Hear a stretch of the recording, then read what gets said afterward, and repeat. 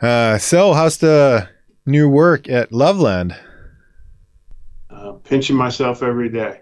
It is. Yeah. Honest, yeah, it's a really good organization. Coming in at a very interesting time with a lot of turnover at the executive staff level, which really gives me an opportunity to kind of formulate kind of a plan moving forward. But the existing staff that we're building around is just phenomenal, just phenomenal.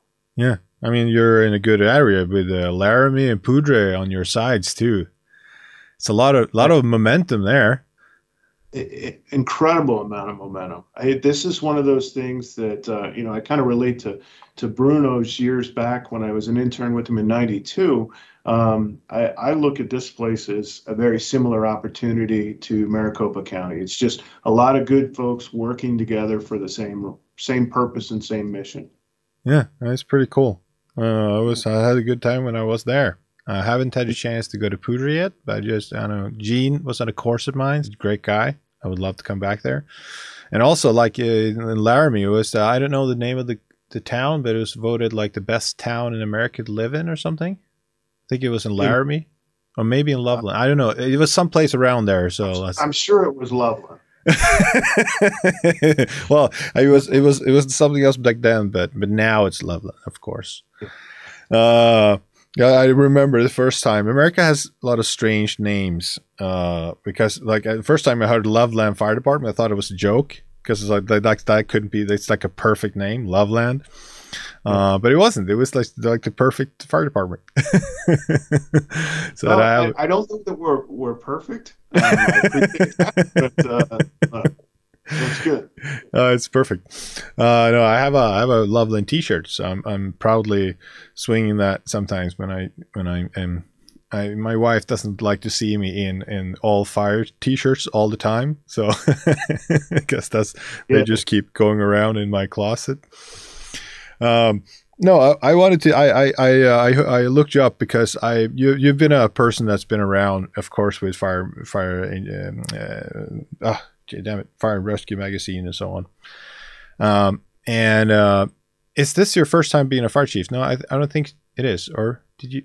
No, it's the second time being the fire chief. But I was the first time as I guess the full-time position. Um, I was the interim fire chief in Kingsburg, California. So I did a short 6-month contract with them in Kingsburg and enjoyed it. And it's really kind of convinced me to come back out of the private sector back into the municipal side, or the public side. Yeah, because I've never been attracted to the fire chief position. I think it's you're caught between a rock and a hard place most of the time. At least in my context, politicians want one thing and the firefights want another, and you gotta go like, yeah, it's like how you gonna do.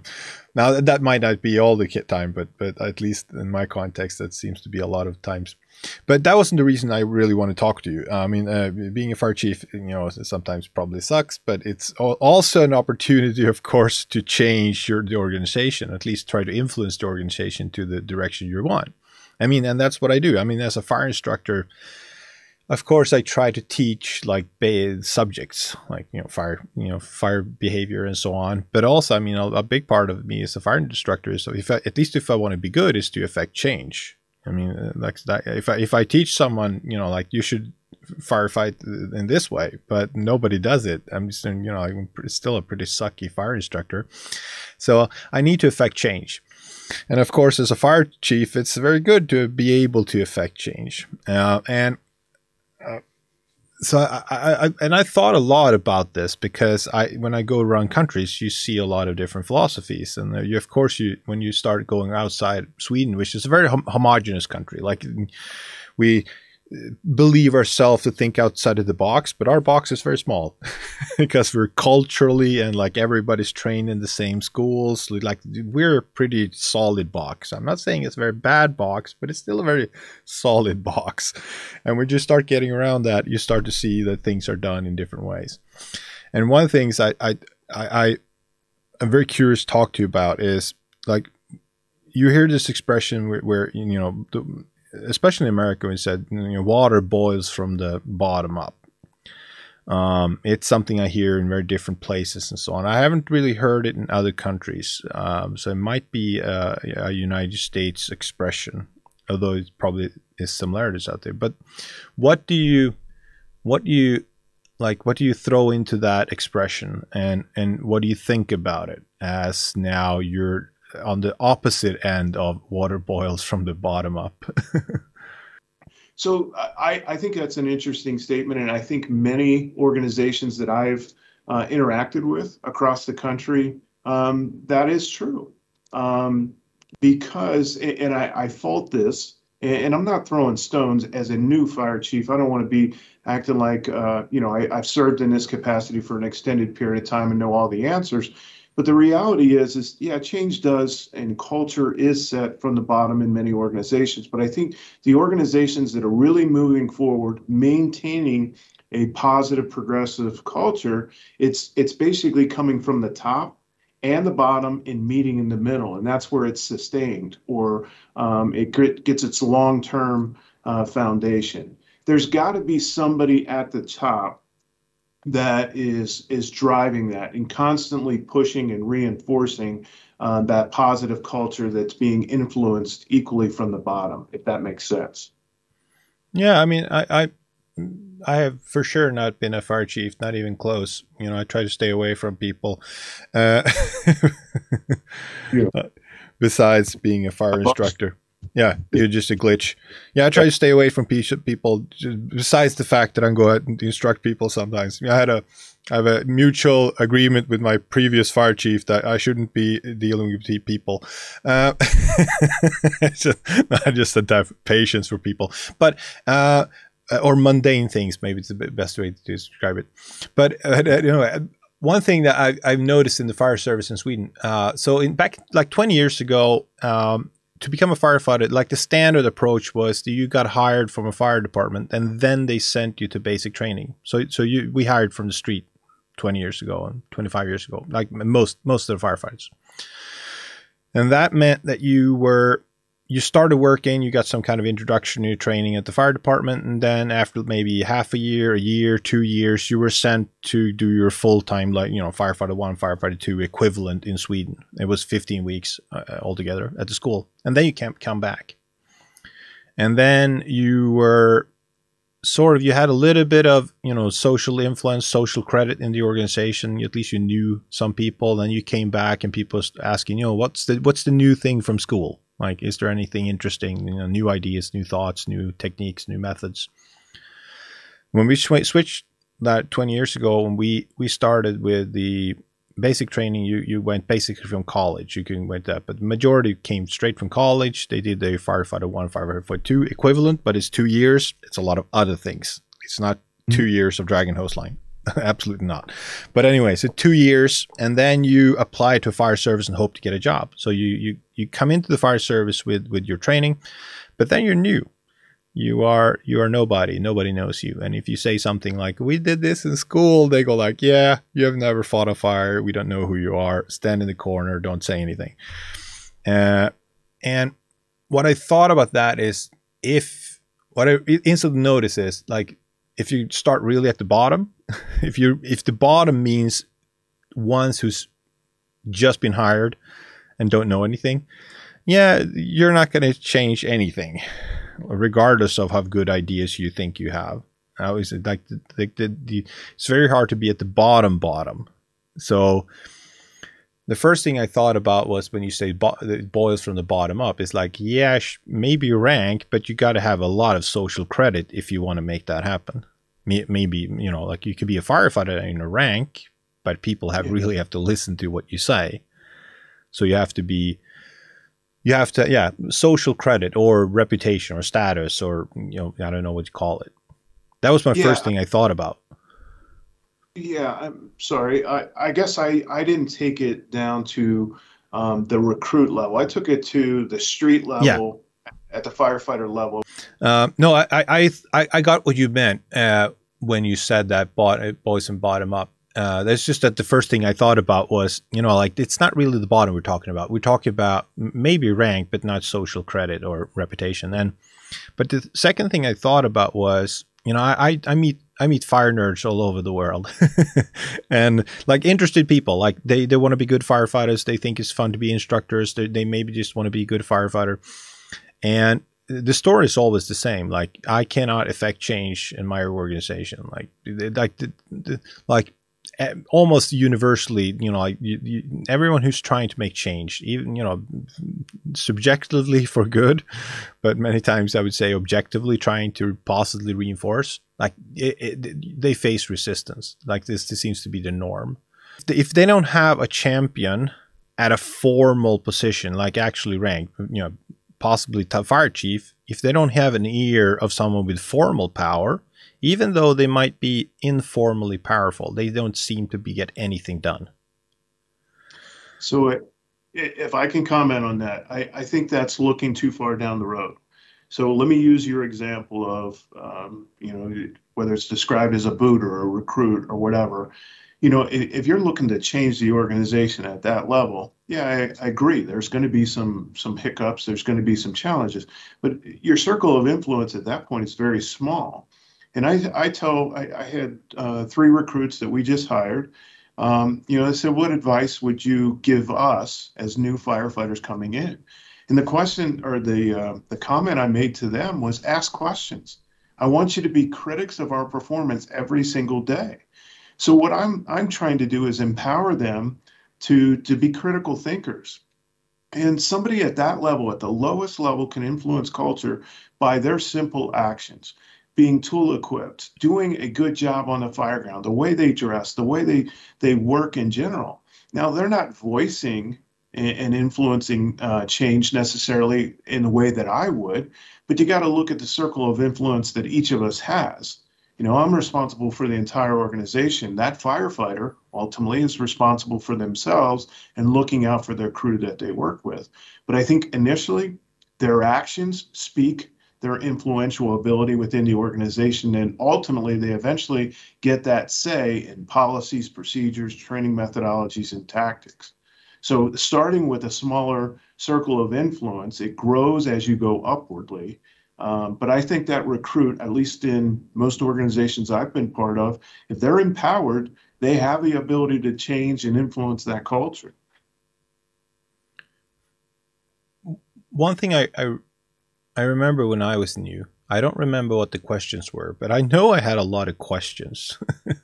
and I remember I didn't get satisfying answers from a lot of them. I would love to be able to hear the questions I had back then. I would love to have, could have written them down or something, because most of them was probably, of course, ignorant and so on. But there was still questions I had I didn't get answers to. But I do remember some of the early questions I did, and they were formative for me, but I didn't realize it then. Like, they were questions I asked because of ignorance, but also the answers I was given was not clarifying. Like, if I asked, what's the best nozzle technique? The answers I gave was not clarifying. Okay. And I was not satisfied with that. And that actually pushed me forward to become a nerd. Those questions like that. If I were to be given a definite answer, like this is the perfect technique, I would probably not go into that route. Like, if there was certainty, I didn't have a chance, I didn't have a need to go research it. But my point was going to be, like, when you have new firefighters, I heard I had a talk with he was sort of a battalion chief in, I think it was Germany or somewhere, and we had a talk about affecting change. And he said, what I do is I take every new firefighter, when they've been a new firefighter for maybe 2-3 months, not more, not 6 months, not a year, definitely not 2-3 months. They've been a new firefighter hired. I take them in for almost a couple of hours of deep chat. I ask them, what are you doing? What are you thinking? What do you don't understand? What doesn't make sense? He just keeps asking and asking and asking. He says that that's the best way he can get a feel of, does this make sense? Are we going in the right direction? What kind of confusions do we have at our new employees, which might be deep organizational confusions, or it might be bad training or whatever it might be, but it's still because he wants them fresh, as he says. Like he wants them not destroyed by whatever culture there is. And I'm using destroyed as in, maybe a better word is ingrained. Like Yeah. you pick up the culture and then you follow that culture. He wants them when they're still like trying to figure out what's happening. Because I can't go, if I go back, I can't even remember most I did as a recruit. I don't even know if, what my initial thoughts were. Those are gone. Yeah. I mean, it goes back to asking questions. We talk about influencing culture. I mean, that's my assumption. Not to put words in that individual's mouth, but he's asking questions or she's asking questions to help steer the organization from his perspective. So, I mean, I guess that's what I was trying to say when I was enticing our folks, 3 brand new folks, is to be critics, ask questions, to ultimately affect the culture and the continual drive from their vantage point of the organization. Okay, because I remember when I became battalion chief, I was getting questions, and sometimes, of course, I didn't know the answers, and sometimes it surprised me when I didn't know the answer because the question was fairly obvious. It was like, why are we doing this, or why should I do this, or how is what's the purpose of this? And I go like, I don't know. It's like, we just have that thing here. So that's funny that you not knowing that person you were speaking to had that same dissatisfaction that you did. Yeah. That was the answer I was looking for. I was looking for this battalion chief, you, to have the right answer, right? I shared with our folks here when I came in as the new fire. I asked a lot of silly questions. In hindsight, I was like, that was kind of a silly question. But the reality is I was ignorant because I wasn't directly exposed to the organization. I didn't have the institutional knowledge that in hindsight is obvious at this point, but it wasn't at the time. But sometimes, and it scares me a lot, because sometimes what I feel is obvious is only obvious with the knowledge I have right now. Like it's the classic, you don't know what you don't know, or maybe what is the thing that you do know that's going to kill you. But like you walk around thinking things are obvious, and that's what you get when like your culture becomes a box, like, and that everything is obvious in that box. There's no reason to actually poke on it. There's no reason for it because it's obvious. Like you have to have like, and also the obvious questions in that sense that when you don't get an answer, like why do we do this, and nobody has an answer. But if you get a very direct answer, says it's of course because we had an accident 2 years ago and we needed this thing. That's why we have it. So you go, okay, fine, it makes sense. But it's the things when you like the things you there's someone else coming from the outside and going and asking that question. You go like, I've never thought about it that way. Like in Swedish context, we have firefighter fights to do interior attack. We have the officer, we have the pumper, and we have the 2 firefighters going inside, and we have the doorman. And the doorman didn't come from anything really very rational. It came from diving regulations. We had 2 water divers and a line operator, and sort of the Swedish fire service adopted the same workers regulation from that into smoke diving. It's sort of the same, diving, smoke diving, water. And we got a doorman, which became our, it's actually sort of the mini boss of the firefighters. So it's sort of the diving leader also for the smoke diving. And if I start like that, I've known that my entire career. And when I went out in the world and say, well, you can be 2 in, 2 out, or there's no doorman, and if officer goes inside, or sometimes the officers not go inside, like the world is a messy place. We do firefighting in very different ways. And most countries like, yeah, it sort of works. Like, everybody got to that place from 100 years of experience. That's, like, and then I start looking at it and go like, yeah, I don't know anything anymore because I'm not sure about if it's the doorman the right way to go. Or maybe we don't even need a doorman. But that is a safety position. So if we take away that, it seems like it would be less safe. Like maybe that person makes makes something else somewhere else that makes it more safe. I don't know. But the point is, like, it's very hard to know which questions are obvious or not until you really start poking them. So to take that a little bit further, that's where I go back, where I think this is how we Yeah. influence it. We're going from top to bottom. If you're not poking from the bottom, I need to be poking from the top. And basically, the organizational change is effectively directed or changed from the middle, if that makes sense. The Yeah. poking here, the questions from the inquisitive young person in the driving, more senior fire chief. I think when you do that, you constantly are poking each other in the middle of the organization, which actually drives it and provides the service to the streets. I think that's where you see the organization moving forward because of these two constant inquisitive people or groups of people serving to poke the organization. So the fire chief's job is, of course, to sort of guide the organization towards where the fire chief thinks it's going to go, but also to poke the box. Yeah, it makes sense. Well, you know, it does. I like to poke the box. I know I got to ask a lot of questions. Yeah. Yeah, and you come a long way just asking questions because people, of course, are forced to give you a good answer. Now, another thing ties into this is another thing I realized, or sort of a conclusion I got from going around the world, is that when you talk about changes, like if you talk about milestones in like the fire service, at least things that are written down and sort of taken credit for. There's very few times where people point at organizations. They point at people. This person did that. This person did that. This person did this. There might be the head of an organization. There might be maybe just the bottom organization. But people point to history points to people, not organizations, and I find that fascinating. Like our organizations. It has to mean that if those are the important changes that happen, for good or bad, organizations are meant for the people, not the other way around.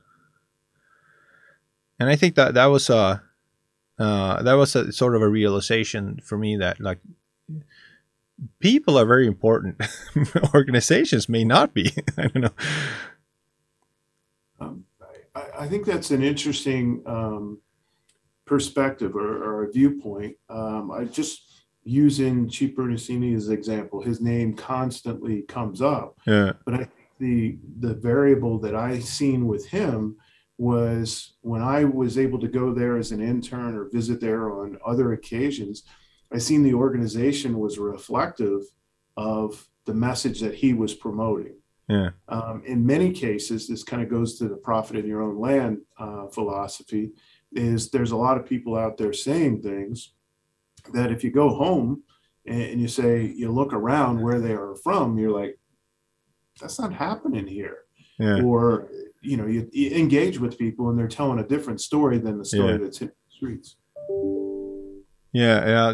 We're going to get back to the profit in your own hometown because it's highly annoying, but still very, very interesting.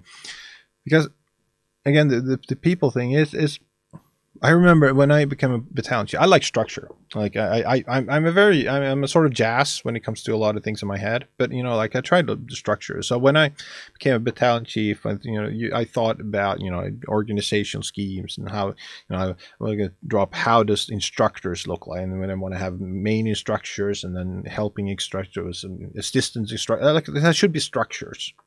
And we talked about chief of training as I were.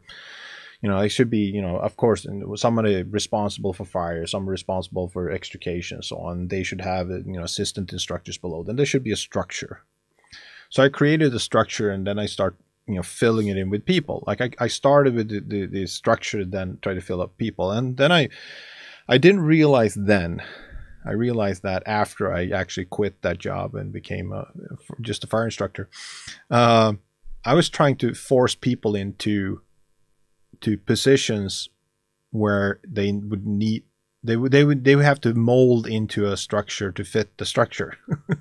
That was a piece here, and it didn't really work that well.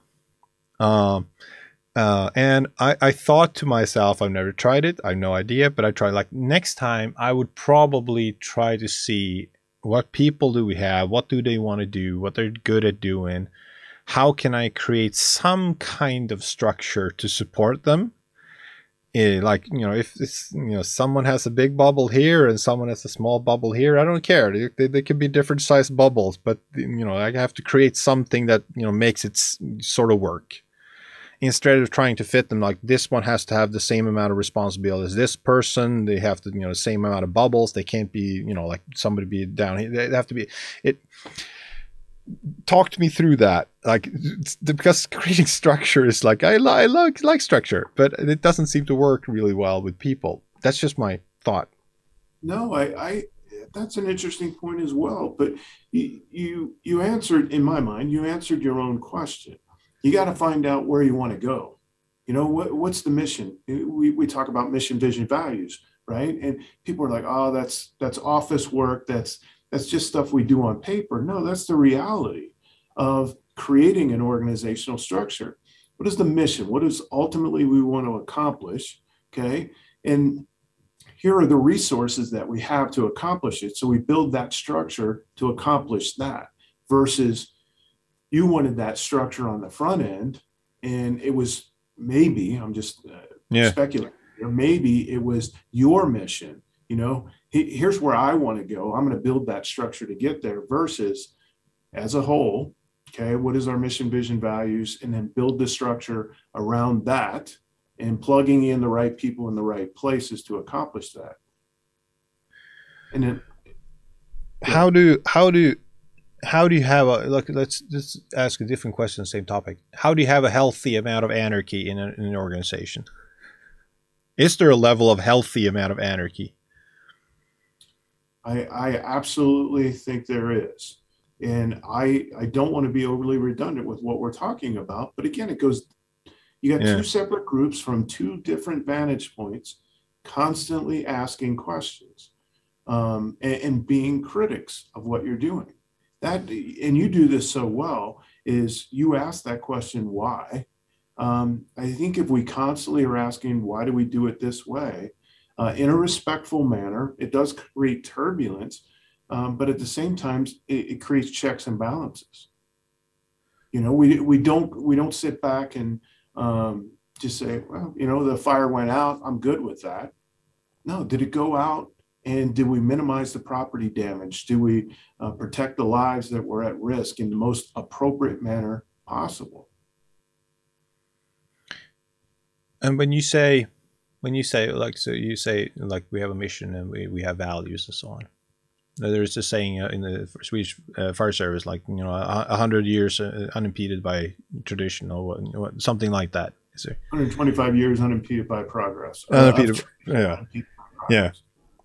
So, and that led to, of course, a debate or discussion about, so what is tradition and what is good tradition and what is bad tradition. Sort of, all progression is not good. Like, some things are good to keep. And of course, when you look at myself, and like, I can see, like, I can change. Like, I taught fog for many years. Now I switched to teaching straight streams, which is like, I'm a heretic. I'm a walking dead in my country. But I was like, and I've gone to Americans saying, you're stupid for using straight streams. Sometimes I said it more nicely, but that was attack or critical. So, but I said, well, so when I switched, like, I'm married to my values, and my values are, I want to be right. Like, and, I want to be wrong. I want to be a good instructor. I want to follow, of course, evidence. And if it doesn't have evidence, best practice. So when I switched, it fucking hurt. Yeah, I can swear, it's my podcast. It hurts. It hurts to be wrong. It hurts to know that I've been teaching things that don't really believe in anymore. I'm not saying fog is very bad. I'm just saying, it was a pendulum, and the pendulum switched over to straight stream, so it's easier and so on. But anyway, it hurt. Like, my ego took a big hit. But then you go like, oh, okay, well, what's my values? And I understand that the same, of course, can be used to organizations. Most departments have these values written down, their mission statement, their values, and so on. But I don't understand. Most departments don't seem to be able to put that into practice, I would say. So let me take it a little different direction here. So our mission, save lives, protect property, just a raw mission, right? Yeah. When we tie in the values, to me, that starts to affect how we make decisions. Okay, you can put out a fire by eliminating the fuel. So we eliminate fire trucks, we buy bulldozers. We just eliminate the fuel. Okay, the fire is going to basically self-extinguish. But if we look at this and we say we're going to save lives and protect property, our values, okay, is how do we do that in the most effective manner possible? It also ties in the human element, our relationship with the customer. Okay, if that's my mom, my dad, or any relative of mine, how do I want them to be treated? So that starts to tweak it. Now we're not breaking out glass. We're keeping glass in check. We're changing our tactics to reduce the amount of property loss, the way we would want to be treated. And ultimately, our tactics are reflecting what we believe is the most effective. Does that make sense? Oh, yeah, absolutely. But still a lot of questions to that, because if you say, okay, let's say our values is to save lives, and property and the environment. That has been the core of the Swedish Fire Service, and every country has the same sort of. But then it doesn't really help you further in saying that, okay, let's say we get to a fire, and let's say it's a common fire. We don't really know if somebody is in there. Like, that's a very common one. It might be, but it might not be. Like, okay, so one option is we totally drown that building in water. And of course, the argumentation is, if we just absolutely drown that building in water. I'm not saying people do this. I'm just saying let's just say that we do that. And we do that because that we think, and it might be true, that if we drown the building as fast as possible, we have the biggest chance of saving lives. But of course, we create more water damages and damages to the property than if we were to be more conservative. We flowed as much as we needed, or at least thought we needed. But maybe if we don't flow as much, looking at UL data, we didn't create as much survivable space as we did as we flowed a ton of water. So how does that help me to make a decision as a firefighter in, should I drown this building just because there's a chance there's people in there? Because we value people, of course, much more than property. And when do we, help me, guide me through it. Like, how do you think about that? I think that's where you're poking. You're asking questions. Let's just say traditionally, that's what we did. Our approach was get there and just massive amounts of water, because we thought that would create the most survivable, tenable environment for us to accomplish our mission and save lives. Okay, so then the question is at the end of the day, we evaluate, did we save the lives that we were expected to save? Did we leave the property in the best condition that we expected we could leave it? Okay, and that's where the question, and we look at it, we got water running out, we got no windows in the building, an extensive burn. So if we ask the question, if we do this, less water, keep the building in check, control the flow path and so forth, do we have a better outcome? And that's again, these questions coming from multiple directions, always keeping us in checks and balances. So, because it is those kind of questions, I don't have to. As a fire instructor, I don't think I should be the one educating our firefighters on that. But I typically have to take those questions, because most departments haven't really, I would say, had that discussion. They haven't sat down and said, what do those values mean in practice? And I think it's a cop-out. I think it's laziness from the senior command and say that's up to each individual to make that decision. Because it's too hard to make in advance. It's even more hard to do it at that time. Like, you have to create some guidelines. And I read some departments in the United States, and I've never read Loveland. I don't know what it says.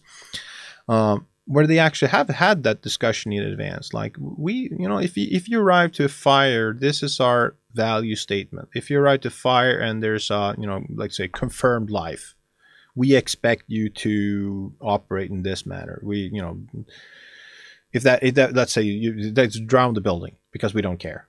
But let's say you're at the building and you think it's empty because the owner stands on the outside and says it is empty. And then you say, well, our experience and other experience tell us that there still might be people in there. It might be wrong. Okay, so how do we operate that? Should we still, like, we don't care about the people outside saying it's empty, or should we? Because in Sweden we would typically say if the person stands on the outside say it's empty, and they seem sound of mind, like they're not super intoxicated, mad, or some other way, not, we typically believe them. We still operate in rescue mode, but we do it, of course, with property conservation a bit higher up in our mindset typically. And again, that discussion, I think the departments that doesn't have that discussion in advance, I think they haven't really, in that case, poked the value box enough to know what is expected of me as an officer or firefighter. Lars, I'm smiling because this is a reflection of the environment I'm currently in. I had nothing to do with it. I came in to this organization. This organization will do a 360. That first arriver will do that 360, determine a strategy, and identify the risk. Okay, if there's a homeowner standing outside there, it says everybody's out.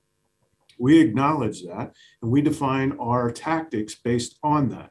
Yeah. Now we will reconfirm, but our exposure to the risk is based on the conversation that we had with that individual in the yard.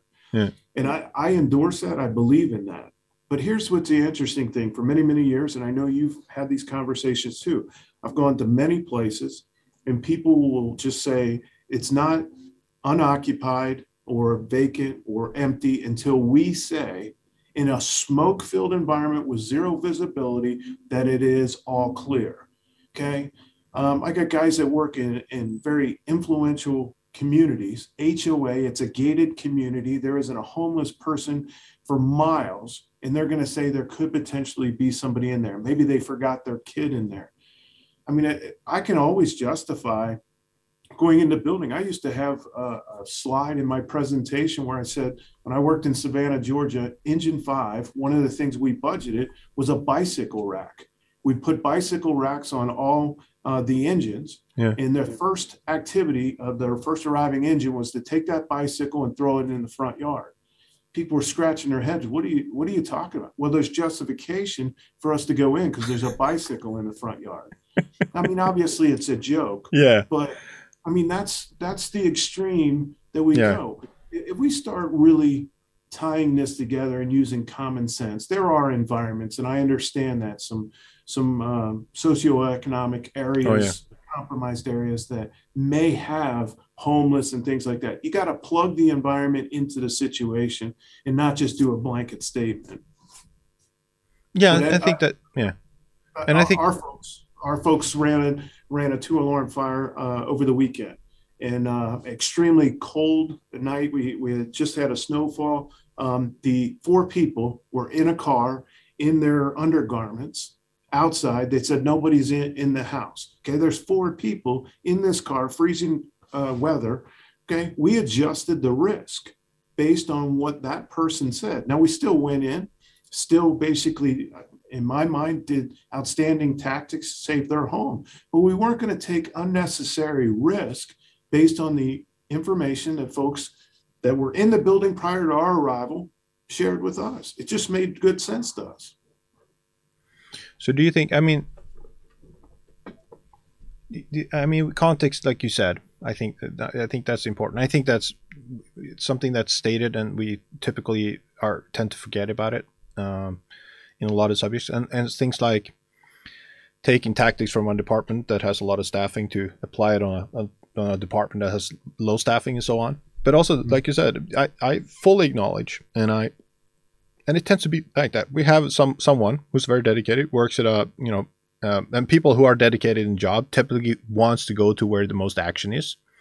When the most action is the socially economic lowest standards, and that's where you have the biggest risk of homeless people, social, drug addicts and so on. And that's where you get the most unreliable information about a building being lost. So then you have the most engaged people, most interested people. They go out and say, this is my experience. You have to check the house. You can't trust people because we're finding people that, and then you apply that in some, let's say Sweden. We have, I mean, that's not our context. We don't have that problem. I've never heard of anyone, and I've never heard of anyone saying at a fire that there's something that, you know, there was somebody inside with the wasn't true, and it made a difference in terms of, you know, that, because sure we can adjust the risk, but we, like you said, we still go inside because the inside is eventually at least where you fight the fire best. Most of the times it's not dangerous at all, and we still go to, basically we operate in the same way anyway. We want to kill the fire as fast as possible, then, you know, ventilate as fast as possible, because that's best for safety, that's best for rescue, that's best for property. So we still operate in that mode even if we weren't going in for rescue initially. So if they actually end up with a person in there, we're going to find them basically as fast as we did anyway, but with a slight change in mindset. But it is our context, because I went down in America, I found that argumentation go like, I understand it, but it really does not fit with my context. And I can't I can't say that my values have a problem. Like I don't feel I have a value problem when I say I value property very highly on my scale in my context, because that's the absolute bulk of what we do is saving property in my context. Like 95% of our fires is property salvage. Yeah, and I would actually say that's a low estimate. I would say it's more 98%. Yeah. Not knowing the Swedish environment. Yeah. But where I apply the values, I do value your property, but I value life more. Of course. So and the exposure that I'm willing to put forth members of an organization changes. And that's where I still go back to mission, vision, values. Although administratively, or that seems to be the conversation, we always say, oh, that's administrative talk. No, that's street level talk too. That's tactical decision making is based on mission, vision, values.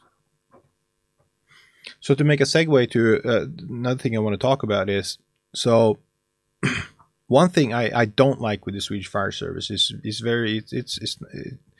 we don't have enough nerds that love firefighting, because for many people, like in America and other contexts, it's just a job. You know, you go to the job and you do things. At least it may have started as a dream. It may have started as something you enjoyed, but then then become a job. And it might be that, you know, like if you go in with the mindset that there's people everywhere and we're going to save them, it's much easier to, in a positive way, motivate yourself that we are the good guys and we're going to go in and save lives. We are the heroes. And that's a very powerful motivator. So one thing I look at the difference between America and Sweden is that it's at least there's a culture in America, not all encompassing, but at least the subcultures that are very, very motivated for training. And they're motivated at least partially by their self-image as heroes. We're badass. We're going to be for them. We're going to, you know, that. And of course, a lot of that is very good. Like, is there a chance if we say that we do 98% salvage conservation, we are basically carpenters, we're saving the job for insurance companies. Is that something that may restrict the intent that people have to train? How do we maintain the hero myth but still having what I would say a balanced approach to what we do? It's a complicated question, and I gotta separate this a little bit. Yeah. First of all, I don't believe in self-proclamation of heroism. In fact, I despise that.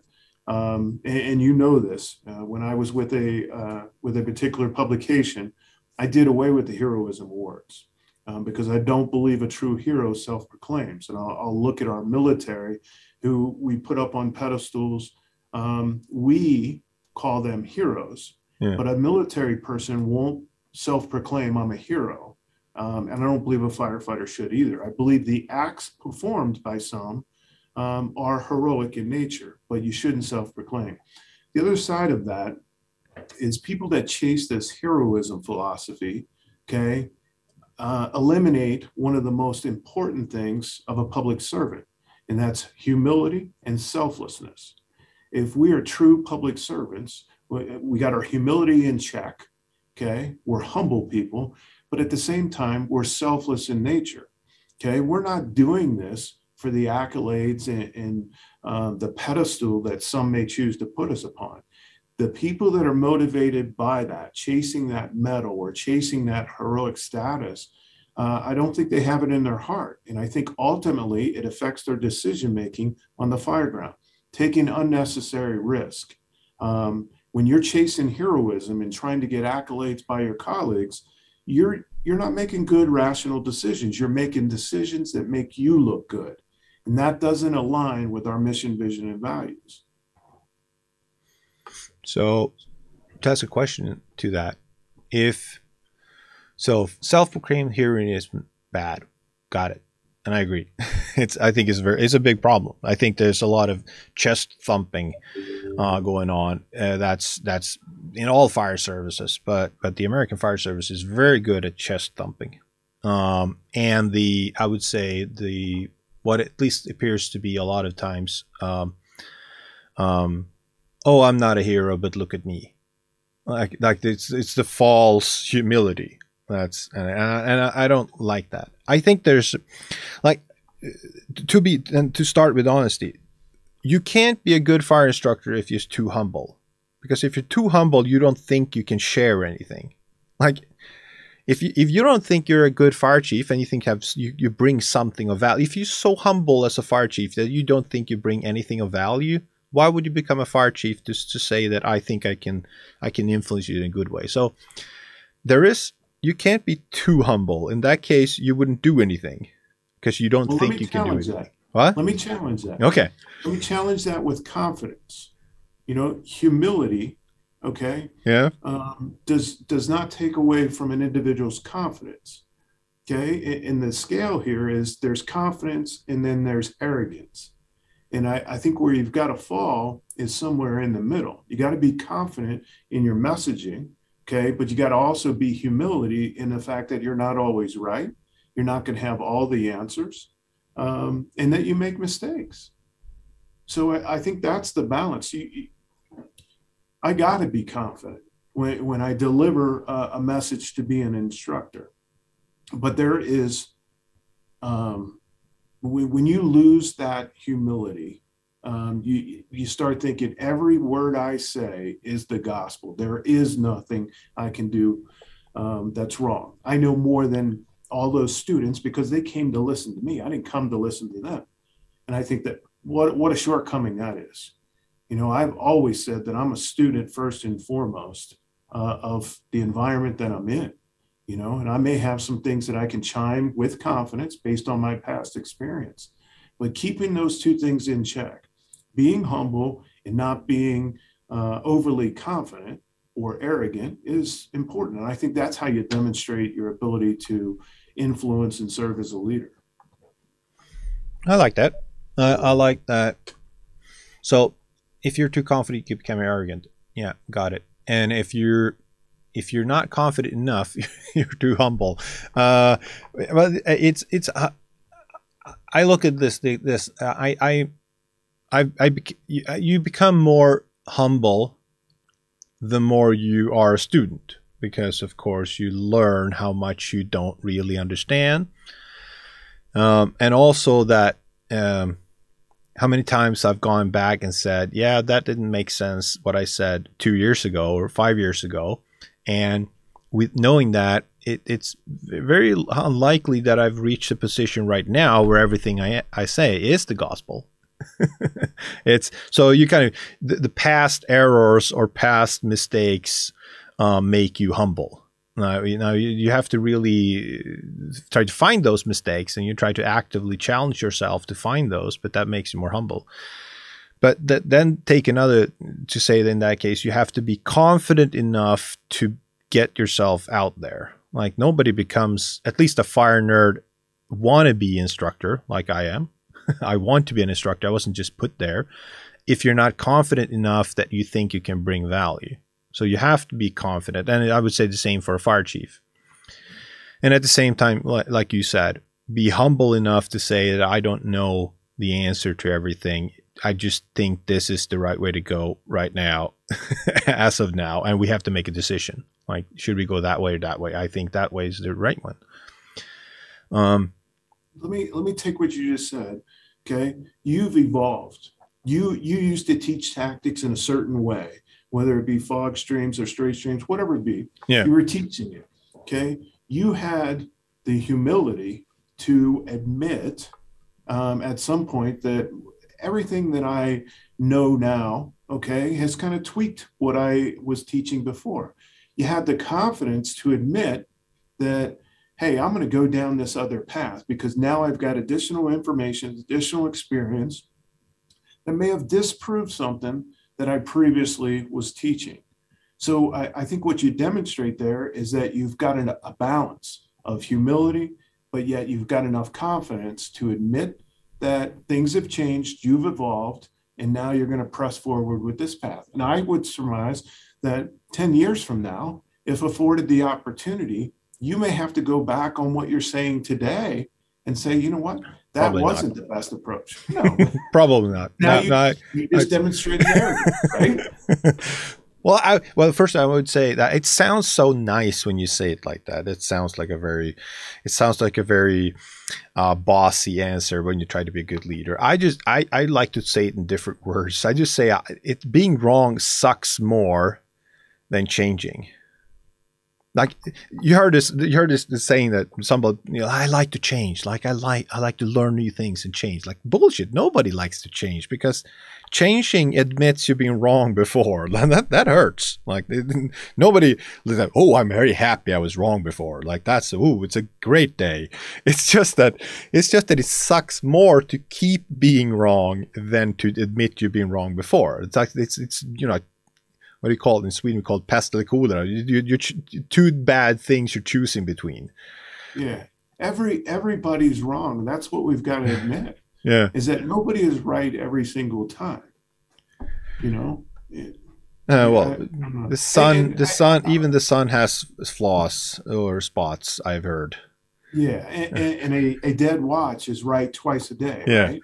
So, or a broken clock, whatever that saying is. It's interesting. I want to go back for a second. Just all of a sudden, because I'm in a different position. It was interesting how you changed that. Oh, that's a bossy type of answer. See, that's part of the culture too. The perception is because you've transitioned from a different colored shirt or you hold a different rank. That's interesting how we turn that switch on. It's the same person. Yeah. But it's like I thought about this before you came on and said, well, if we were to have this conversation a year ago, when you were the fire chief, I could have answered you. I could have asked you different questions because some questions I will not answer you right now because I know that as a representative of organizations, you can't really say what you want to say sometimes. That is part of being a boss because you want to. You have to uphold certain standards, of course. Like we just have these standards that you shouldn't be. I'm not saying for good or for worse. I'm just saying that is, and I think it's for good at all. I think you should look up to people, and you should aspire up to people that are more well put together. They're not as rash. They're not as they should be sort of more composed. I think. I'm not saying not emotional. I'm not saying not engaged. I'm just saying more composed, maybe, and so on. But when you are represented by a representation of an organization, I don't know how to phrase this because I wasn't prepared. When you are a representation of an organization, you have to be a representative for all the people in the organization, also. So you're not just you anymore. You're very much all of the people. So you have to sort of put up a middle ground sometimes when you say something. But it's also not, you can't go up and say that your fire department is bad. Like you can't imply that because that, of course, hurts people. That's what you can think. I know the Loveline is not, they're nice, they're not department, but you can't go up and say Loveline. I mean, I think Loveline sucks at, you know, racing ladders. They're not very good. Even though you want to say it, you might, then you have to say something bossy like, we have development potential in the ladder area. You have to you know, phrase it a little bit different, that we want to evolve here, develop here, and so on. And I think as a middle manager or firefighter, you could say, we suck at this, or especially if you use the word we. Yeah. And I don't see how you couldn't flip that switch. You have to sort of flip that switch, otherwise you're going to have a lot of problems. Fair point.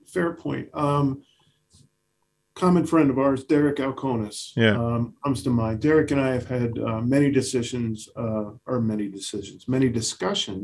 about decision making on the fire ground. And one of the things was in regards to risk, you know, the decisions that people choose on the fire ground. When your level of responsibility goes up, your consciousness to the risk also goes up. Yeah. And I think it ultimately does affect your decision making. And I just, you know, we get into these verbal confrontations, good confrontations. Confrontation is not the right word, but discussions that are really heated and passionate. And, you know, one guy really wants to argue about going interior, the other guy wants to push back. But if you take that level of responsibility and you increase it, and you say, you know, if they go in there and they don't come out, what happens to your day versus what happens to my day? You're going to be emotionally hit, but I've got a lot more responsibility to bear now. You know, I'm the one that's responsible for the organization. I got to answer at the end of the day. You can go home, have your emotional outpouring, and it goes away. But me, I'm still, you know, as you go up in the decision-making process or the responsibility process, I think it affects our decisions differently. Oh, yeah. I don't want to be overly administrative because I don't feel like that's me, but I mean, regardless of what my rank is, I don't think I approach things from an administrative level on a regular basis, even in my current capacity. So let's take that. So take the word risk. I hate the word risk. I mean, it's contaminated. It's hard. I mean, it doesn't mean anything. It's just subjective. Like, what is a risk? That's the meat. Like, what is a risk or not? Like, that's a very subjective question a lot of times. But like you said, now in Sweden and like Australia, for instance, we have the duty of care as an organization. We are not allowed to put a worker at risk. I don't know, because we talk to people from America, it might be different or it's not. Because if let's say I'm a fire chief in Sweden, my duty of care says that my firefighter can't really take any risk at work. That's sort of the baseline. You should, like, the worker regulation in Sweden applies to firefighters as much as it does to a carpenter. Like, you shouldn't get hurt on job. That's just the bottom line. Now, the fire service and military and police have, you know, they have problems with the normal safety rules and regulations, of course, like compared to carpenter. But the philosophy is the same. And if a firefighter dies in Sweden, it is the responsibility of the employer, not the fire chief per se, because in Sweden we have, I would say it's two leads, but it's the organization that gets the hit. It's the municipal that gets a hit, or, you know, slap on the wrist or a fine or whatever it might be. It's not the individual, because it said that worker shouldn't be in the risk. There was something wrong here. Now, I have this discussion. If I'm a firefighter in Sweden and I ride as a part-time firefighter, I work now, and sometimes I ride this small fire truck, which I go straight from my home. I have I have a small fire truck in base. I go straight to that as an officer. I go straight to the fire, and then the firefighters go to the station and pick up their the big fire truck and comes after. So the small fire truck with me in that case would be, you know, 2 minutes, 5 minutes before the big fire truck arrives. And let's say I ride to a fire and there's a person inside. I can't go in if it's smoke filled. Like I can't go in. I'm fairly confident in what I can and cannot do, but according to regulation, I can't go inside, and my employer says I can't go inside. But if I do that anyway, there doesn't seem to be a consequence in Sweden, because it's very hard to say that, you know, if I do something I shouldn't have done. I've never heard of consequence anywhere in Sweden ever that has been a consequence really for the firefighter who did it. If the firefighter chooses to go inside against really the regulations, the worker, the employer is not at risk either, because they did something they know they shouldn't have done and did it anyway and got hurt or died. I don't think that has ever happened, but maybe that would probably be the case. So it's basically the employer is regulated what they can order or expect out of a worker, of a firefighter. We expect you to do this. We don't expect you to do this. You can't do this because we haven't trained you for it. We don't deem it as safe enough. But if you do it anyway, we can't really slap you on the wrist. Now, it's not used in this way, but as an officer, in that case, I don't see why it wouldn't be possible to turn around to my firefighters and say, okay, according to our regulations, we can't do this task because we haven't trained really enough on it. But does anyone want to do it anyway? And that would get us out of legal trouble, maybe. Maybe not moral trouble, Yeah. maybe. But in America, you're sworn in. I don't know if that makes a difference. You take an oath. Is it the same in America, or is it different in America? I don't think it's any different. Let me use an example. Famous New York City rescue in Manhattan, guy by the name of Kevin Shea, you may recognize that name, with Ray McCormick, did a rescue in Manhattan. Now, according to policy, they used a life safety rope that can only be used one time under stress. There were 2 people to be rescued. Now, the policy would say you have to use a second rope. There's no second rope available, but I know I have a civilian who is at risk. And if I use this rope, I'm taking a risk, a known risk, maybe not even a known risk, because we don't know how damaged this rope is. So what do? I make the choice. End of the day, both civilians are successfully rescued. What do you do to the employee, the firefighter, who performed an outstanding and by all claims from the public, a heroic action to save a civilian? Okay. Well, and the first thing you got to basically say you broke policy. So you deal with that, and that basically creates the blanket element across the organization. But you give the individual accolades for making a decision and taking a calculated risk at the heat of the moment and successfully performing a rescue. So there was another. I remember. I think I remember correctly. There was a water rescue situation. I don't know where the fire service was. They went out, and there was a guy standing far out on in the water, and he needed rescue. I don't remember exactly why, if there was some sickness or whatever. But the fire service had recently pulled back their water rescue training. And they were, so they weren't qualified to do water rescue. So the public were saying, why are you not going out and rescue that person? And the officer couldn't order the firefighters to go outside. And eventually there was a civilian who, ventured far out into the water and rescued them and pulled them back. I think that was the story. I think it was true. But let's say it was true.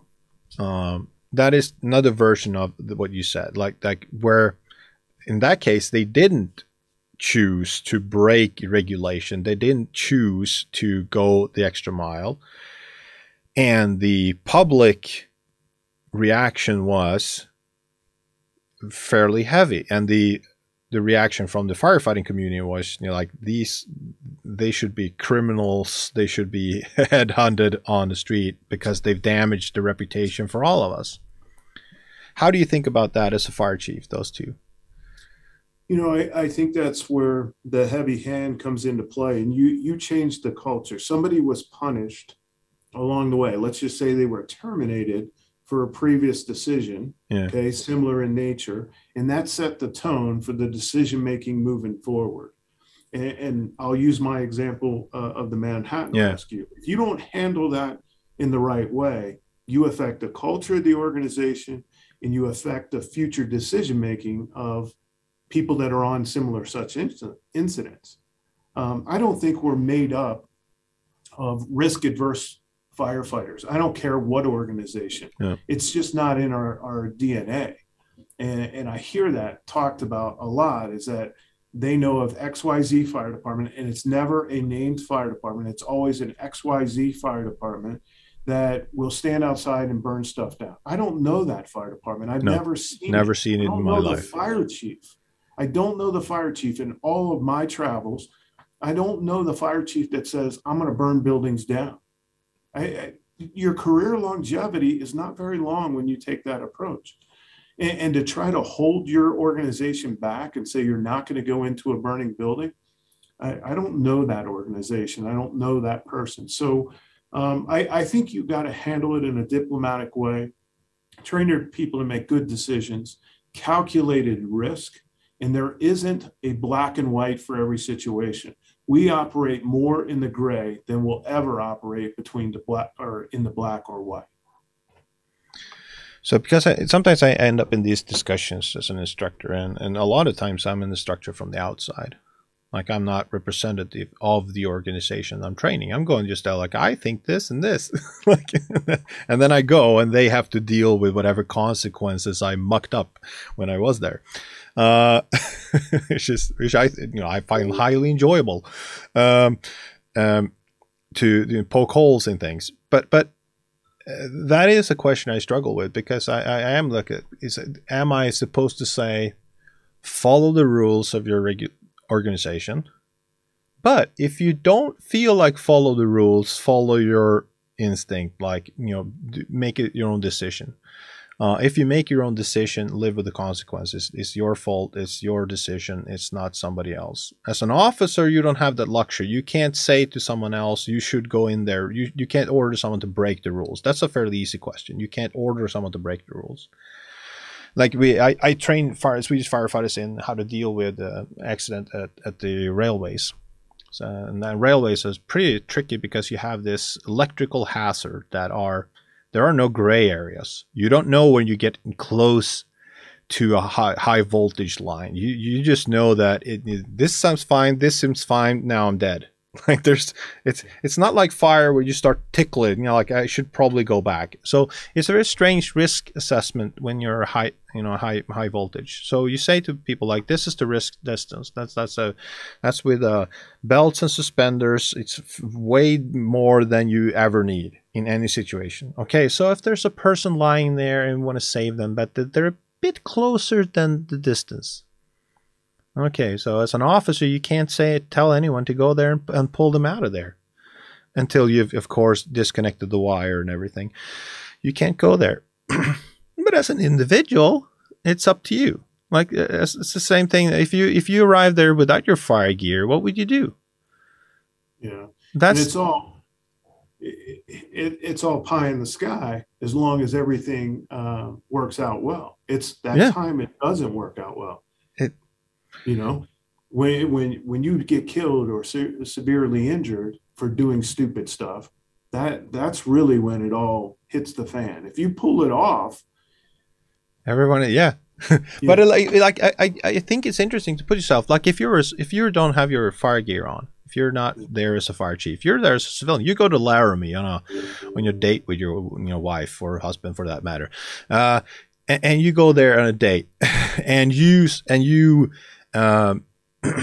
arrive to a house fire, Laramie's property, and mother stands on the outside. My kids are in the bedroom, and there's a ladder standing there, and you go, like, I can't go in there because there's a big fire in the front door, but I could do a VEIS or VES or a targeted search, call it whatever you like, and go, like, I don't have a fire gear, I don't have bunker gear, and you maybe climb up and you look at the window, it seems fairly clear.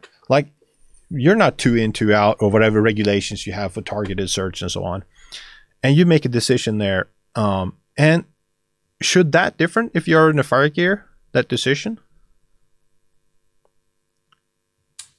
If you arrive as an employee and you did the same thing. You go like, no, I'm not going to go inside now when I have SCBA and bunker gear and everything because we're not 2 in, 2 out. I would have gone in if I was alone here as a civilian.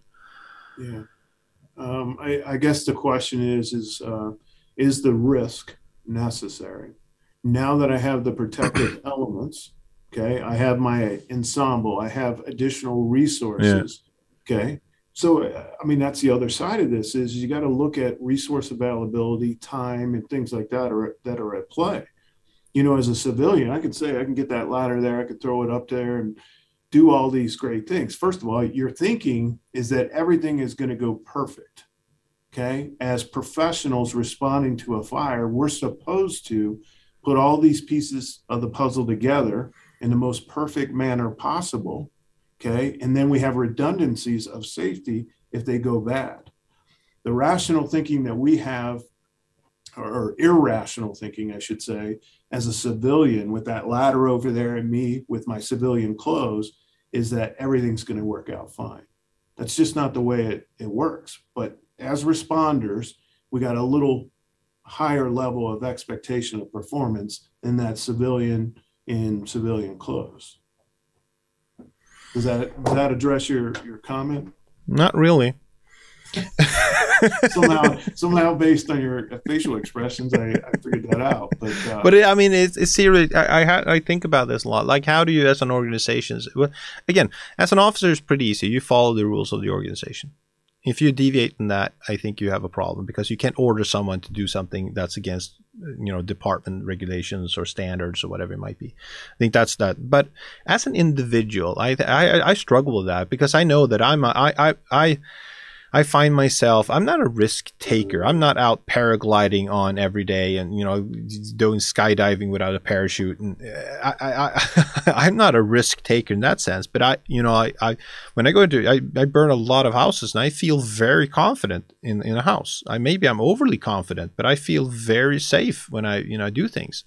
So if I imagine myself going to a fire, I would go like, as a civilian, I might do very stupid things in hindsight, or I may be very confident in doing doing a good risk assessment. But again, I'm going back to, should I follow department, because I've never been in that situation as with my small fire truck in here, because I've never arrived to a situation where I've been faced with that option, because I will have to. I can't go inside according to department policy, but I can still do it based on, if I don't do it, maybe someone dies. So that will be on me. I know that I organizationally, I will not be at blame, but at least to me, I will be at blame for not doing it. And who took the risk? You consciously, as an individual, took the risk to take action as a civilian. Okay, me as an employer, if I have firefighters who are just basically going in there taking unnecessary risk when all of this equipment and everything is there for their safety, there's a different liability line that I think we draw at that point. Well, I think the liability of the organization, the city, or the municipality that you work for at risk now. Yeah, and I think, and I agree totally that from an organizational standpoint, anything else than we have a certain guidelines and standards, and you have to follow them. It is unmanageable in any way. Like, it's unsustainable. Now, again, going back to the thing as an individual, if I take that risk as an individual, but I'm still in the gear from my department, and I do that, and if I die, it's still going to look bad for the department, regardless of what my rules were. But yeah, I struggle with it too, because I know I would take more risk, or at least I would break department policy if I were to be in that decision, because I know that the gray area is massive from actual danger towards where the policy is, because the policy is written for a firefighter who's been a firefighter for basically after 5 weeks of training, and on top of that, they're not the sharpest tool in the box.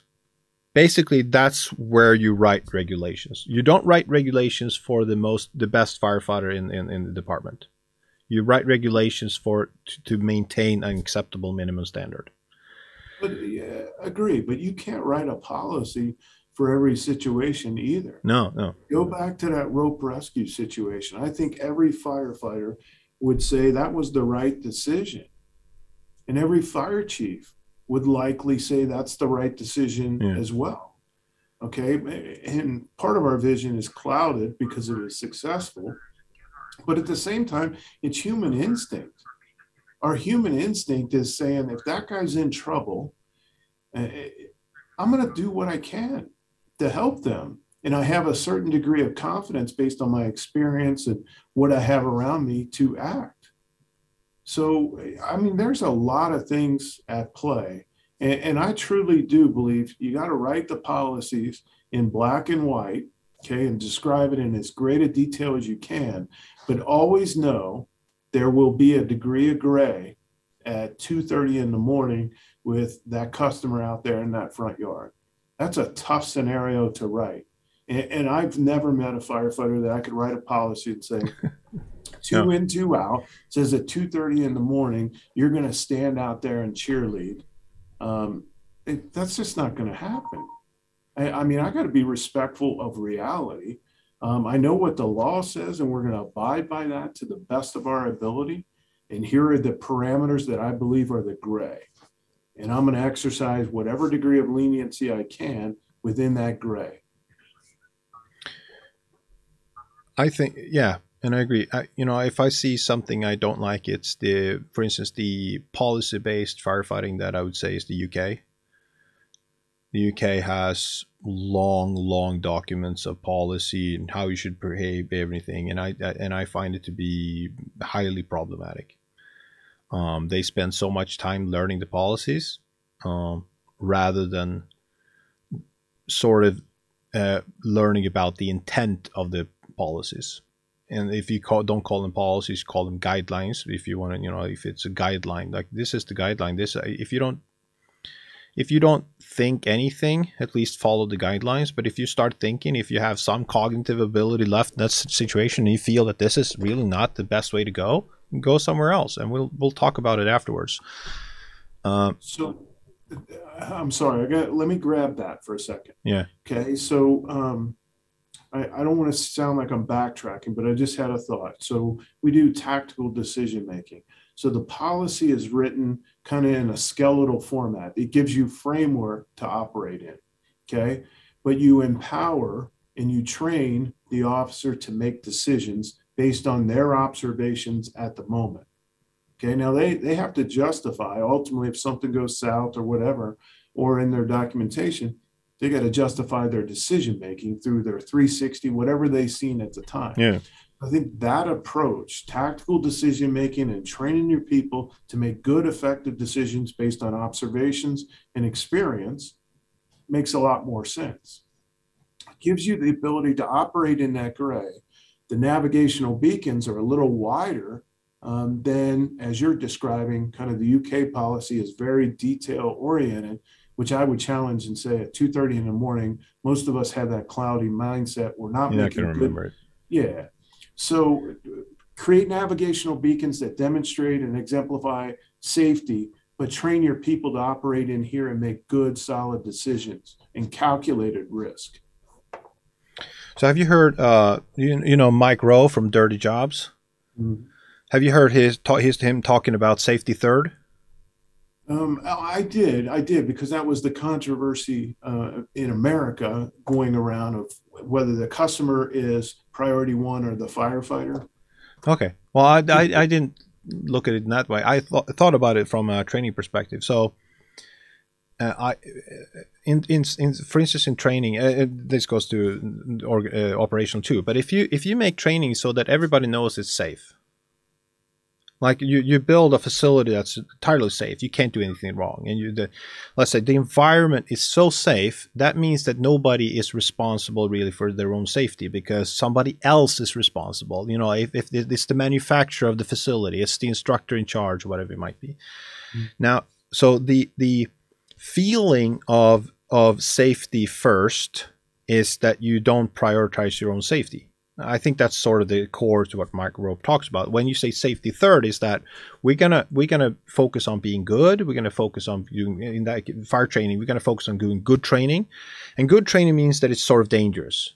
We're gonna have live fire. We're gonna have sensors that shuts the facility down. If something happens, we have to be good at body rescue, whatever it might be. If you go in as even as an instructor with that philosophy and think that, like, if I do something wrong here now, somebody get hurt. If you believe that, you're going to be very focused on safety because you're actually working in a dangerous environment. As a student, let's say the instructor knows that this is entirely safe. Like, I can't do anything that's going to be. But you proclaim to the firefighters, like, if somebody runs out of air in here, maybe it's theatrical smoke, like, this is not good. This is a real emergency. We have to do buddy, blah blah blah blah blah. Like, the perception of something being safe is problematic because you take away your own responsibility. And going back to the procedures, if you have a procedure that's very dictative, it says in black and white, this is what you should do. You focus on that and you think that this is a good one. You start not think for yourself. If you have policies that are more like guidelines, they're more like, I like your word saying that there are like frameworks, or there's scaffolding. They're sort of, it exemplifies something on that line. Then you said they're so unclear. I don't want things to be unclear, but they're unclear in the sense that I have to really be a good firefighter to make that framework work in reality. Because if it's policy, if it just says this is the right answer, when I've read it, I'm done. And it goes back to the need for training. If something is very specific and very black and white, and you don't think there's a gray area I need to know, why train? Yeah. Why get better? Why get better at doing those? It doesn't make sense. If I get as a fire instructor, I go like, yeah, it could be this, it could be that. No, I guess. Because I intentionally say that because I want people to say that there's not really a simple answer here, and you have to go home and train. That's exactly right. So we've said this 100 million times. No fire is the same. And if that's the case, then you can't write a policy for every situation. So no policy is all encompassing. Okay. So that's where you have to have confidence, trust, and good training in your people. If you train your people to make good decisions and you have confidence in them, you trust them, then you can have broader parameters for them to operate in. But if you don't trust your people, you don't train your people to make good decisions, then you got to tighten it down. And when you tighten it down, you're never going to be able to tighten it down enough to encompass every scenario, because no two fires are the same. I like everything you said besides the word trust. I think that's a problem. I use that intentionally because that gets under people's, I'm not trying to get under people's skin, but that is always the catch point. Oh, you're telling me you don't trust me? Yeah, some people don't. Why I don't like that. So I stood as an instructor for, doing officers, doing incident command at trainings. And I got sick of hearing, I should not, like, for instance, if let's say the firefighters or a sector is doing something, the incident commander might say, no, I'm not going to check that because I trust my firefighters. That was a cop-out for I didn't do it because I didn't remember it. That was used as something positive. I trust them, therefore I don't have to do this, therefore I don't do that. So they framed it as a positive, where it shuts down the discussion of having, you have to verify that your order that you gave was actually executed, that it was executed in the way you thought it would be executed. That is your responsibility as an officer. You can't get away with saying, I trust my incident sector. In the same way as you said, I trust my firefighters, because as soon as you say that, I think you're digging yourself a hole. Because if you say that, because if you were now to backtrack and said we're gonna narrow down this guideline here, you're basically saying I don't trust you. because and I Not would say, entirely. It could become more complex. So the less complex, I mean, obviously it gets wider and wider. The more complex, I may have to narrow it in, but I'm still given the operational gray. I'm entrusting those folks to make good decisions based on quality training. I But still certain don't. things are, huh? I Well, still don't I like the mean, word trust. we can agree to disagree. Right? Yes, we can. That's what I would No, say. it's just So, when I like when I try to. I'm Sweden has a very like culturally we don't like authority. We have gone away from all written policies and guidelines, and we sort of had the framework. If we read a basic fire behavior book and a basic water book and a basic ventilation book, we can figure out all of our guidelines as we need on the fire ground. And that's as you could say, we trust our firefighters have so good knowledge about fire and buildings and ventilation and so on that they will basically write their guidelines on the scene for that particular fire. Now, I'm exaggerating a little bit, but you get the point. We have very broad guidelines. And I'm trying to narrow them down, saying that that's too broad because we need to have a framework to communicate. We need to have a framework like where to start if nobody knows anything. Like there has to be frameworks to build on, and I like frameworks. It's a you know I like the word framework. It's not too rigid, but it's something that holds us in place. And you can leave that framework, but you knowing that now we're out on deep water and nobody knows anything. You have to be very like as an officer, you have to be very specific then to tell you I need to do this because now there's no framework that keeps it together. So I'm trying to get people into framework, and what I'm facing resistance is that you don't think we're good enough, so now you're trying to restrict us. And if I use the word trust, if I say I don't trust you're good enough to have such a broad guideline, of course I'm going to fail because I can't say I don't trust you. So I have to, in that case, I have to work around and saying, you know, like in my experience, you know, I've failed so many times myself. There's too many variables. There's too many things to think about. So I personally need a framework to start operating from. So, so to get progress in the incident, and then I will start to make adjustments to that framework when I can, when I have cognitive ability left. But I can't say I don't trust you because then people don't like me. And if people don't like me, I can't affect change. I understand it can be an abrasive term, but let me look at it a little differently. Policies, procedures, guidelines, whatever you want to term them, they produce standardization, predictability, accountability, and manageability. Yeah. If we don't have some sort of framework, we don't have standardization, we don't have predictability, we don't have accountability, and ultimately we can't manage the incident. So I think that's where you have to have those parameters. I'm not sure I understand how a fire ground can run in Sweden if you don't have some degree of structure to create that predictability. If this occurs, I know this action is going to be next, and this action is going to be next. So that's where I think policies create a more fluent and more uniform approach to fireground operations, or any operations for that matter, in the decision-making process. So how do you know effectively if your policies or guidelines or frameworks are too narrow or too wide? Well, that's a good question. I think that's being a constant critic of our performance.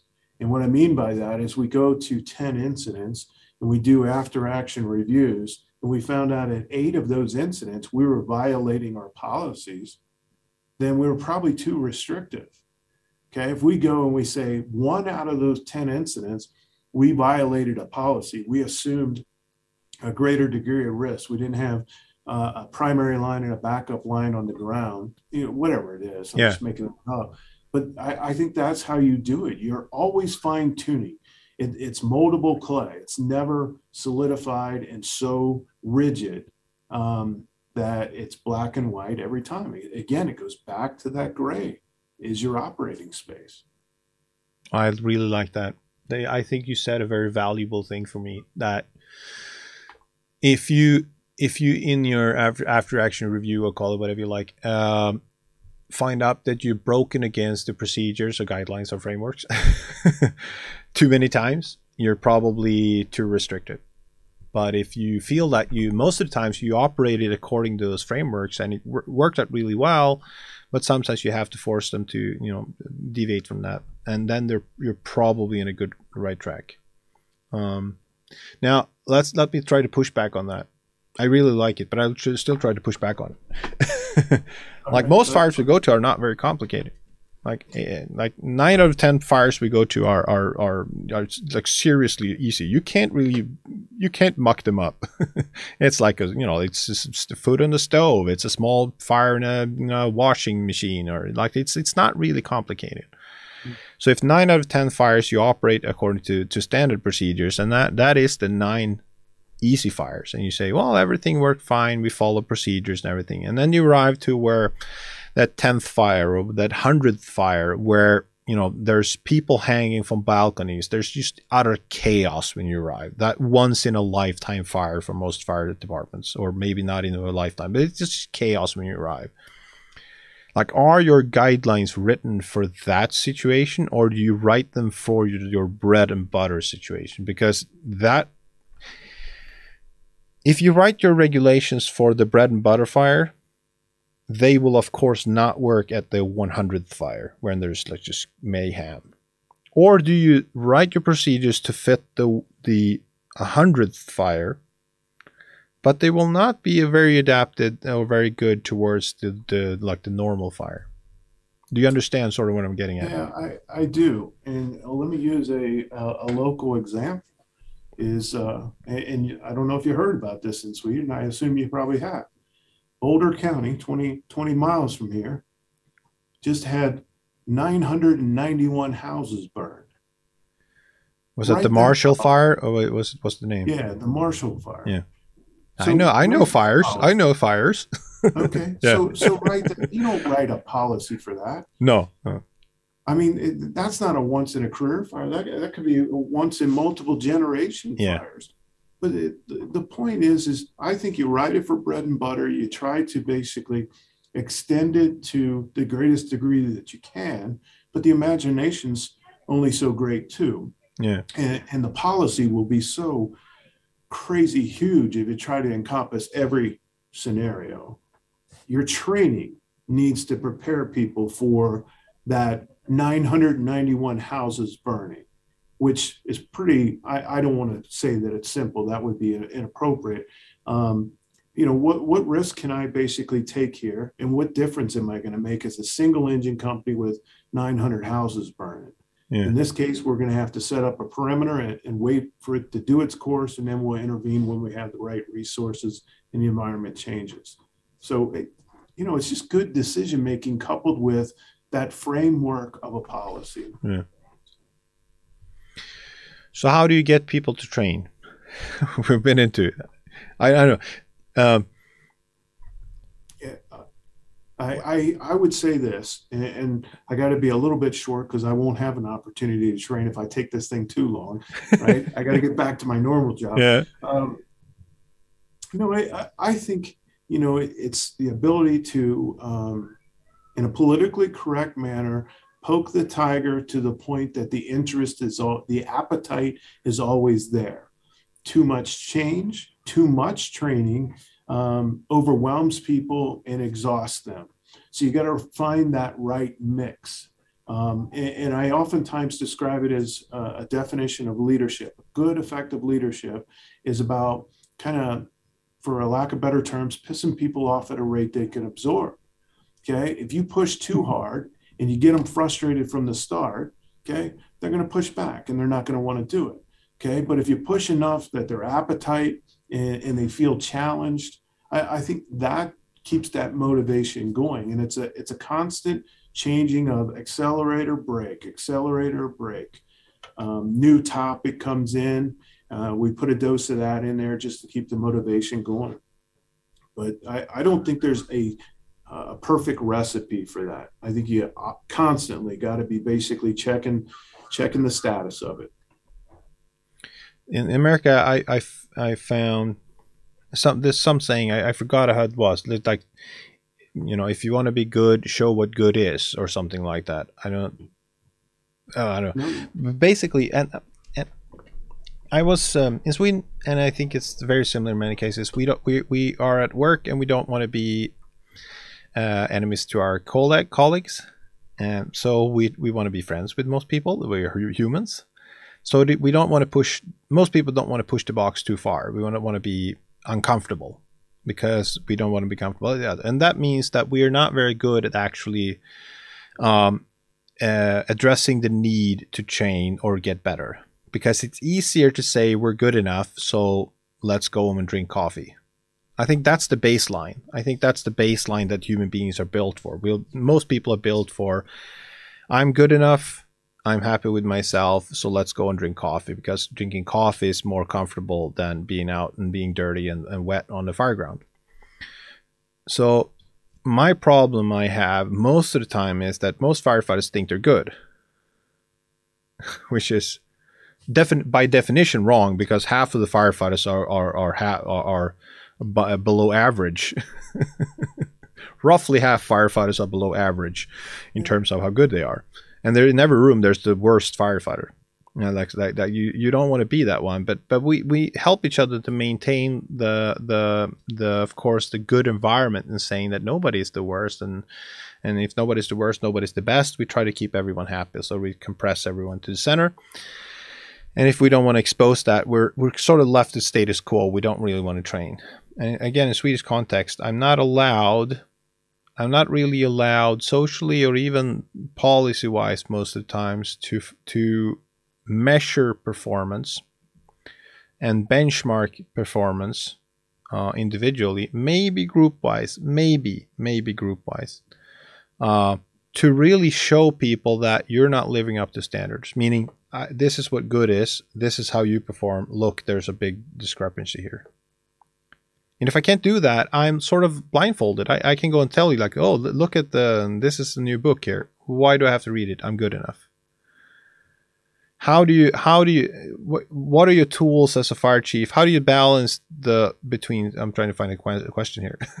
How do you balance the need for exposing firefighters that they're not up to the level they should be as a group, as an individual in a certain topic, with that everyone should feel happy about their job? They should, nobody should be discouraged, or, I don't know what the word is. I don't know that I have an answer. I was going down a path while you were talking there, thinking that I knew where you were going. So how do I evaluate someone and kind of push the envelope a little bit, but yet maintain happiness? I think I'm just trying to piecemeal this together and say that kind of goes back to the culture, is that we got to constantly adapt to a culture that is about poking the tiger and being critics of our performance. No Super Bowl team has ever won a second Super Bowl without being a critic of their performance and tweaking it. Okay, so where you say you're comfortable, I'll use this example, and this is not mine. I learned this in reading a book, mind you. Okay, this rubber band. Dangerous Things books. I know, with pictures, right? This rubber band that I have in my hand, sitting here in its current position, has no function whatsoever, right? It's just sitting there. The only way a rubber band becomes becomes functional is you got to stretch it. You got to put it around something, okay? And we're the same way. We're the exact same way. If we're comfortable, we're not developing. Okay, we're status quo. We got to stretch. You've heard it, no pain, no gain. There's a lot of legitimacy in that statement above and beyond physical fitness. On the other side of pain is the reward of what we're striving for, improvement. And that's what we've got to basically instill in our organizational culture, is that we can't be status quo. We can't sit here like this limp rubber band and expect ourselves to perform effectively. We've got to stretch, we've got to have a little bit of pain, and it's got to be tolerable. I mean, if the first time you go out and you work out and you work out extreme, and for 3 days you can't walk, that's not effective. Okay. And it's the same thing with training. People got to reap the rewards of that investment of training. Does that make sense? Yes, but it's still a hard balance. I mean, like, how do you know that you've pushed people too far? Oh, yeah. I don't think there's any firefighter in the country that's going to sit on their hands for too long. Eventually, they're going to chime in and give you their response, whether it's directly or at the kitchen table in a fire station or whatever. You'll get the feedback you need. Yeah, but how do you know? At least that's been my experience. Yeah, no, it is because it is a. If I were the fire chief, I might push people too hard, and like that is a knowledge I have because I think there's too much laziness in the fire service. Like it's just a job, blah blah blah blah. But it is a fear to have. Like, how do you know if I push people too far? And as an instructor, it's the same thing. Usually I come in and muck things around. I'm not the one now where I'm my position right now, where I just teach people to say you're not up to standard and you are to up to standard. I don't have to make that decisions because I found that when I was train chief, I found that was even too hard. I couldn't deal with that. I didn't have the tools personally. I didn't have the tools organizationally to do that decision. Yeah. So we just covered everything up. It was just, like if someone's too bad, that's just, hope that someone else pick up the slack. Yeah. That was basically the department response to that problem. I would say, you push yourself too hard when you have to start your car remotely. let that one sink in a little bit. Yeah, I got it. That should be a wake up line. Yeah. Okay. So I don't mean to cut short, but I am going to have to wrap up. Yes. I'm very guy. I have a lot of questions more, but I got a lot of the questions I didn't anticipate.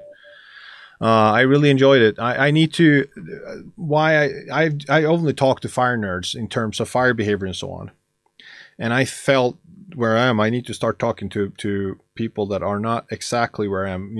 Which are more. The more you get into from fire behavior and so on, like the actual topic, you get into human behavior, and everything, of course, is human behavior. And talking to chiefs and different people in different positions, I think is going to make me a better instructor. So I'm fully egocentric. Yeah. You're doing this. You're stretching, right? You're getting outside your comfort zone.